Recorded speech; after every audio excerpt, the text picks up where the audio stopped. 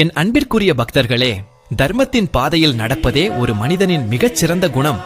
உங்கள் வாழ்க்கையில் சோதனைகள் வரும்போது சோர்ந்து விடாதீர்கள்.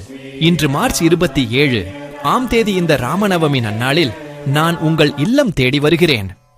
இன்று அதிகாலையிலேயே எழுந்து நீராடி உங்கள் இல்லத்தை தூய்மைப்படுத்துங்கள். பூஜை அறையில் என் படத்திற்கு சந்தனம், குங்குமமிட்டு துளசி மாலை அணிவித்து அன்போடு வணங்குங்கள்.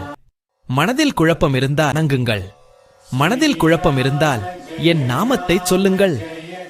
ரா என்று நீங்கள் சொல்லும்போது உங்கள் பாவங்கள் வெளியேறும். மா என்று சொல்லும்போது உங்கள் இதழ்கள் மூடி அந்த பாவங்கள் மீண்டும் உங்களை அண்டாமல் தடுக்கும். முடிந்தால் இன்றைய தினம் முழுவதும் உணவின்றி விரதமிருந்து மாலை வேளையில் சர்க்கரை பொங்கல், பானகம், பாயசம் போன்றவற்றை எனக்கு நைவேத்தியமாக படையுங்கள். உங்களால் முடிந்தால் ஸ்ரீராம ஜெயம் முடிந்தால் ஸ்ரீராம ஜெயம் என்ற மந்திரத்தை 108 முறை ஒரு காகிதத்தில் எழுதி எனக்கு ஸ்மாலையாக சமர்ப்பியுங்கள். இது உங்கள் ஆணவத்தை அழித்து அன்பையும் அறிவையும் பெருக்கும். அன்றைய தினம் காலை 6 முதல் 7, 20 மணி வரை அல்லது 9, 10 முதல் 10, 20 மணி வரை என்னை வழிபட உகந்த நேரமாகும்.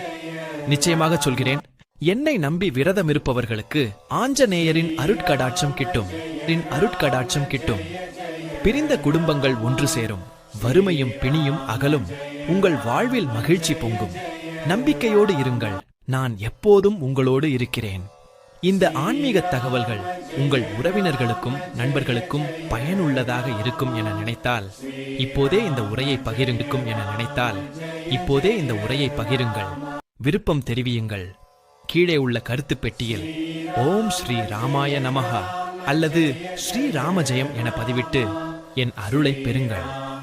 உங்கள் வீட்டில் என்றும் அமைதி பெருகட்டும்.